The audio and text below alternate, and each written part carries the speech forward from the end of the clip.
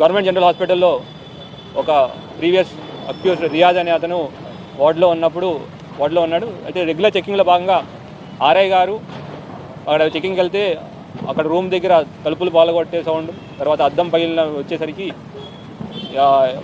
ఇమీడియట్గా మెడికల్ సిబ్బందికి ఇన్ఫామ్ చేసి ఆర్ఐ గారు, ఎస్ఐ గారు, ఒక కానిస్టేబుల్ గారు లోపలికి వెళ్ళి ఎందుకు ఆ సౌండ్ వస్తుందో లోపలికి వెళ్తే ఈ రియాజ్ అనే వ్యక్తిని అంత గోల చేస్తున్న వ్యక్తిని తీసుకెళ్ళి అతను బెడ్ దగ్గర కూర్చోబెట్టే ప్రయత్నం చేశారు.